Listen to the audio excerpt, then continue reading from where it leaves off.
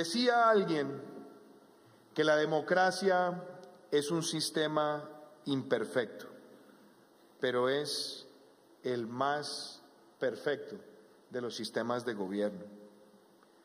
Esa frase, que es histórica y que ha tenido tanto discurrir, nos permite a nosotros siempre hacernos la reflexión de hacia dónde queremos y cómo queremos que opere la democracia. La democracia como sistema es por naturaleza participativo. Es por naturaleza un mecanismo donde se ventilan las diferencias, las controversias. Es un sistema que propicia el disenso, pero también es un instrumento por excelencia para alcanzar el consenso. Por eso, es siempre importante recordar la evolución democrática de la historia. Porque cuando miramos todo el transcurrir de la historia universal, realmente la democracia apareció en la última fracción de minuto. Por eso es tan importante recabar siempre sobre quienes han reflexionado en este sistema. Uno de ellos, ese prestigioso y siempre recordado filósofo Aristóteles, que cuando se planteaba sobre la democracia, cuál debería ser su naturaleza, decía con precisión que lo que hay que evitar es que los sistemas políticos degeneren a partir del mal uso del poder. Por eso Aristóteles dijo que el mayor riesgo que tenía la monarquía era que muy rápidamente, por la degeneración en el ejercicio del poder, podía caer en las garras de la tiranía. Decía el mismo Aristóteles que la aristocracia, concebida por él como el gobierno de los mejores, cuando se caía en las malas tentaciones del ejercicio del poder, perfectamente se podría trastocar y convertirse en una oligarquía que solamente se alimenta en sus propios intereses. Y decía también Aristóteles que el mayor reto que tiene la democracia es no degenerarse en la anarquía. Y decía él que esa transmutación posible en el mal ejercicio del poder se generaba por la carencia de instituciones. Por eso la democracia es solamente posible, mejorable, perfeccionable, si tenemos las instituciones que le garanticen el afincamiento de todos los valores, la separación de poderes, los pesos y contrapesos. Yo quisiera hacer esa evaluación histórica, porque inclusive en los grandes antecedentes de la democracia, cuando nos remontamos a las experiencias de Grecia, en las más puras manifestaciones de la democracia ateniense, siempre se buscaban instituciones que fueran guardianes y veedores de los procesos a partir de los cuales los ciudadanos o sus representantes tomaban las mejores decisiones electorales. Inclusive la propia historia romana, que empieza con esa ejemplarizante vocación monárquica, como lo definiría Fustel de Coulanges. Él mismo decía que la experiencia de los reyes de Roma, desde Rómulo, Numa Pompilio, Tulio Hostilio, Ancomarcio, Tarquino el Antiguo, Servio Tulio, Tarquino el Soberbio, todos en el ejercicio de la monarquía tuvieron una tentación tiránica y muchas de sus causas terminaron fatales, y fueron esas evaluaciones las que le dieron origen a la vocación republicana. Después fueron los padres fundadores de Estados Unidos en 1776, con la Constitución posterior de 1789, los que se plantearon que tenía que existir la capacidad de contar con instituciones electorales que velaran de manera independiente por las decisiones ciudadanas. El propio libertador Simón Bolívar, cuando inspiró las causas de las constituciones en los albores de la República, se refería a las autoridades electorales como un cuarto poder. un poder capaz en su independencia de evitar que por debajo de la mesa se tomaran decisiones que inclinaran el servir del poder en favor de algunos. Por eso la registraduría es y ha sido y debe seguir siendo una institución garante de las instituciones democráticas de nuestro país. El nacimiento de esta organización hace 70 años tiene que hacerle honor a uno de los más grandes colombianos de nuestra historia. Con usted hemos compartido mucho este diálogo, doctor Alfonso Gómez Méndez, porque después del 9 de abril de 1948, cuando las balas asesinas de Roa Sierra acallaron el espíritu político de Jorge Eliezer Gaitán y el país entró en una noche aciaga, difícil, de incertidumbre, el entonces presidente Mariano Ospina Pérez llamó a un gran colombiano, a Darío Echandía, para que ocupara el Ministerio del Interior. Y ese gran colombiano, de Chaparral, de la profunda tierra tolimense, llamó a todos los partidos a que se tomara una decisión firme, y era que por encima de las diferencias partidistas se pudiera construir una organización electoral, organización que con la Ley 89 del 48 tomó vida, que buscó a un gran jurista para que ocupara la dirección, y a partir de ese momento se empezara a definir que el proceso electoral cuenta con funcionarios y capacidades independientes para poder arbitrar en medio de las diferencias de los partidos y decirle al país quién gana las elecciones de manera transparente.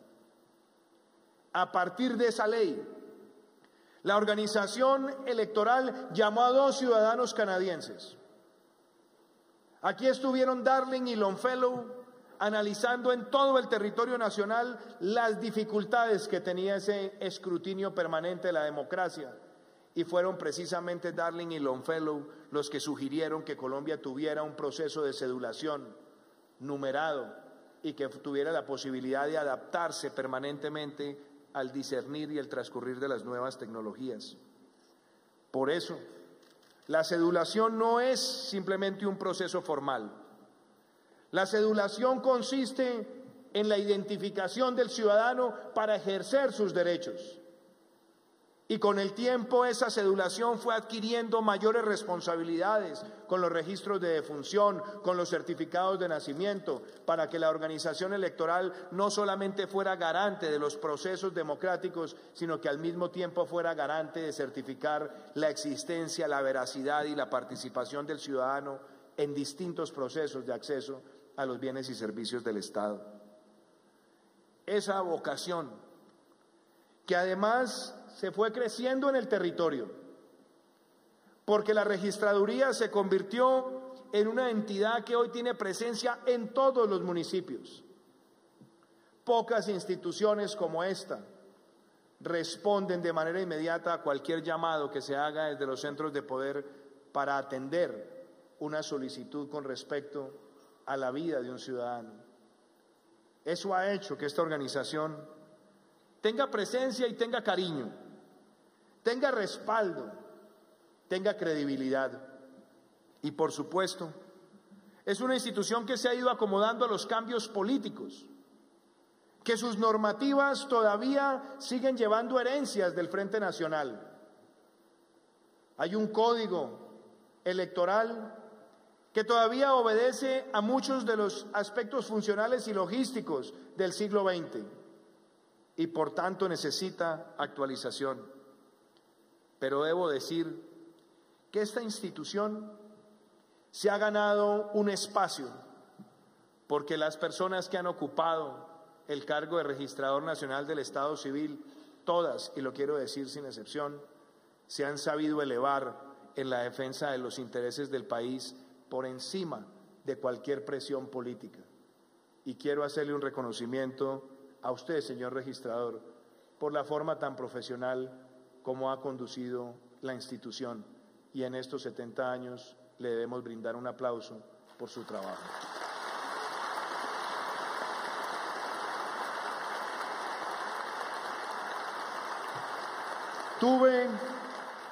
Tuve el inmenso honor de ver a mi padre desempeñarse como registrador nacional del Estado Civil, de adelantar reformas administrativas, de buscar el mejor desempeño en la institución, de establecer gerencias en la institución, de fijar estándares y indicadores, verlo querer la institución.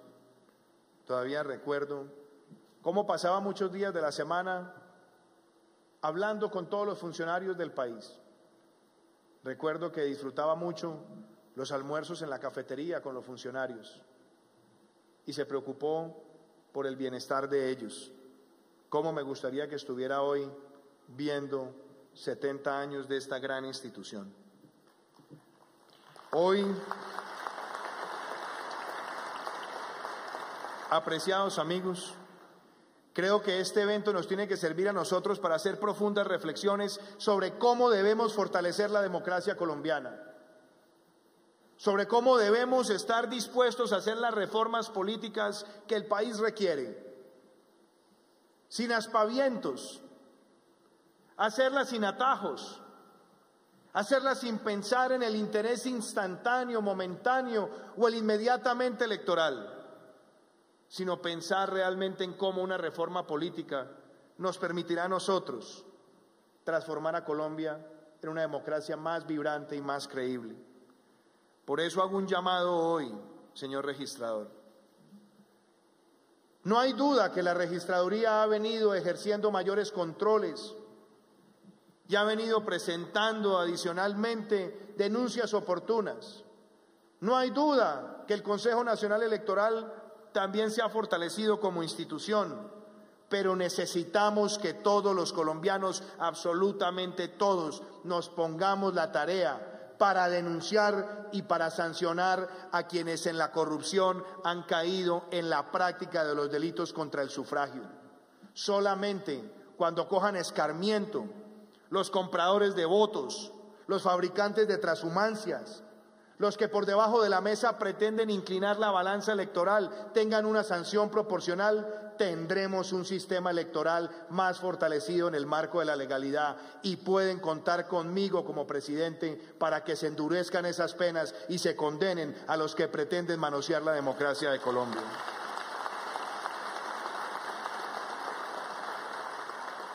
También ha llegado el momento de introducir cambios significativos al financiamiento de la política. Es allí, es en el financiamiento de la política donde se gesta la más perturbante corrupción. Por eso no podemos tener raseros distintos.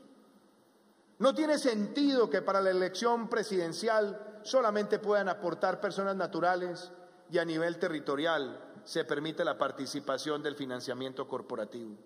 Hay que unificar el sistema para que solamente puedan contribuir en cualquier tipo de elección los particulares como individuos. Y hay que asegurar que también hagamos una migración para que cada vez el financiamiento sea preponderantemente público.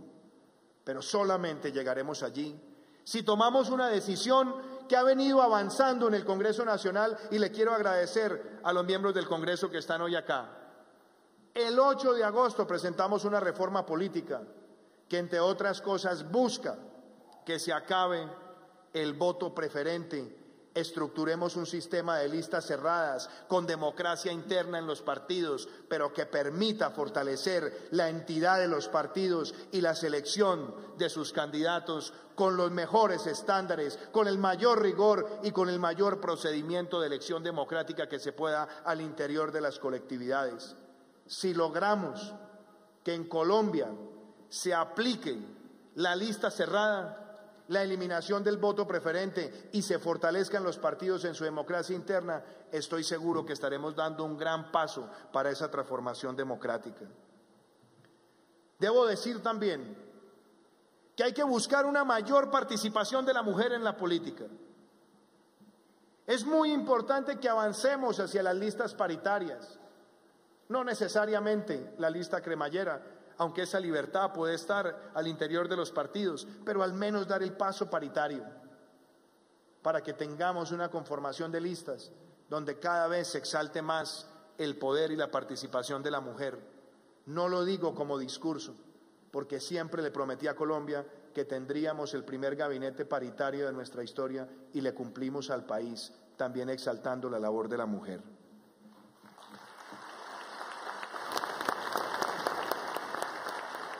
Es importante que en las reformas garanticemos que se acabe el manejo del efectivo para financiar las campañas, que los aportes se hagan todos a través de los giros bancarios y con facturación electrónica, para que así también podamos evitar que el efectivo sea una arma que a veces se adopta por debajo de la mesa para facilitar la predilección de un candidato con muy poca posibilidad de hacerle trazabilidad a los recursos. Creo importante que no descartemos ponerle límites a los periodos en los cuerpos de elección colegiada, no por nada distinto a seguir propiciando la renovación de la democracia.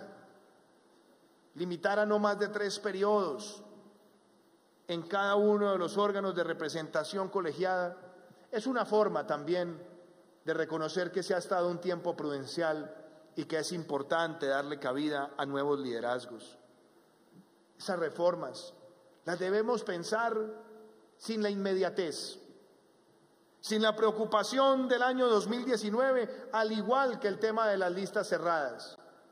Si el camino es que empecemos esa adopción a partir del 2022, hagámoslo, si es que eso nos quita cualquier bruma que tengamos inmediatamente frente a nuestros ojos.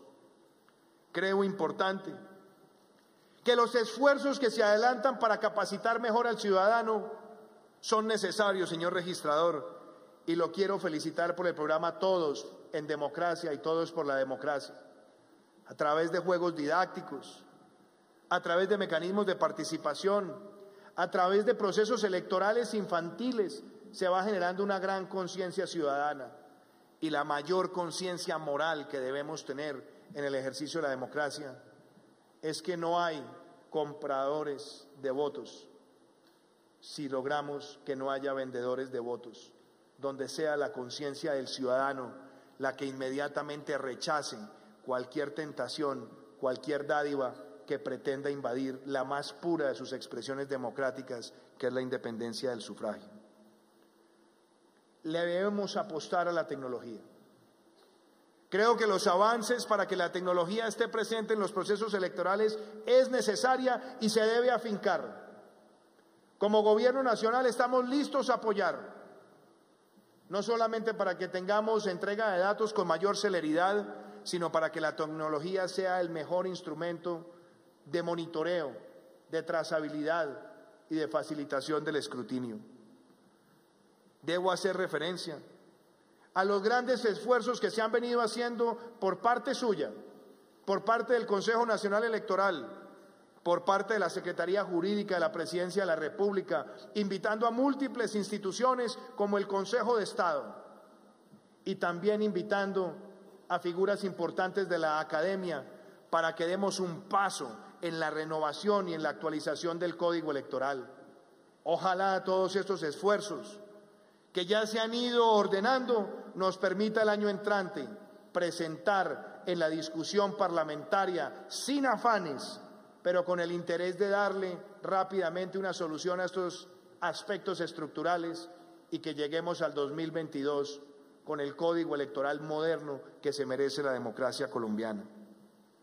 Frente al futuro, señor registrador, frente al futuro quiero decir que todos los avances en biometría facial son necesarios, que la tecnología que ya tiene la registraduría la debemos llevar a muchos más aspectos de la sociedad para enfrentar la corrupción, que nosotros tengamos la aplicación de tecnologías como el blockchain y como la inteligencia artificial en el procesamiento de datos y que todo esto nos lleve a mejores resultados.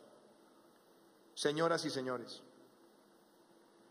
recordando a Darío Echandía, padre jurídico de esta organización electoral, decía él que la democracia es un orangután con sacoleva. Decía que era un orangután porque la democracia es grande, es avasalladora, y siempre se debe vestir con elegancia. Por eso, este gobierno cree en la democracia, pero no solamente de palabras, sino en las prácticas. Y por eso la independencia de poderes hay que ejercerlo, y si lo predicamos, practiquémoslo, para que a partir del respeto, de la discusión de ideas, se construya, por más tiempo que cueste. Ese es el camino que Colombia debe transitar. No me canso de hablar de la realidad de la democracia latinoamericana y decir que hoy hay una gran dicotomía. Los países que tienen al frente a los demagogos y los países que tienen al frente a los pedagogos. Los demagogos siempre buscan ejercer el poder con el temor de no tomar decisiones impopulares, siempre cayendo en esa difícil realidad del pan para hoy, hambre para mañana, porque los demagogos siempre pretenden que la democracia produzca bienestar por decreto, cuando el bienestar se tiene que labrar en la actividad económica de un país. Mientras tanto, esos pedagogos son los que hacen la diferencia frente a los demagogos, porque no caen en la irresponsabilidad fiscal ni en la tentación de la complacencia inmediata, engendrando problemas futuros. Los pedagogos se acercan a los ciudadanos, están dispuestos a tomar decisiones difíciles, pero tienen la capacidad de mostrarle al país que es por un beneficio futuro. Sabemos que solamente con pedagogía se construye una verdadera democracia. En estos casi 4 meses de gobierno, nos hemos dedicado a corregir problemas que envejecieron mal del pasado y a construir futuro, con indicadores y con resultados, que ya se ven en materia de seguridad, que ya se ven en la supresión de trámites, que ya se ven en resolver entuertos del sistema energético nacional, que ya se ven desentrabando proyectos de infraestructura que estaban reposados en los cajones de los conflictos litigiosos o las causas arbitrales o sencillamente en la inoperancia de tomar decisiones. Estamos actuando. En 100 días no se transforma un país, pero sí se marca una diferencia. No me atemorizan las críticas que puedan haber con respecto a la forma en la que individualmente pretendo ejercer el poder, porque para mí hay que hacer diferencias y el poder no se ejerce con vanidad, el poder no se ejerce para el aplauso del gobernante y el poder no se ejerce para convertir la presidencia en un púlpito polarizador. Trabajaré siempre por la unidad de este país. Trabajaré siempre por presentarle al país propuestas que recojan ideas de distintos sectores, pero que mantengamos la firmeza en que este país debe ser un entorno de legalidad, un entorno de emprendimiento para construir la equidad. Y la equidad como objetivo es cerrar las brechas, porque como diría Echandía, solamente una democracia alcanza su máximo perfeccionamiento cuando construye la voz del pueblo en la voz de la equidad. Muchísimas gracias.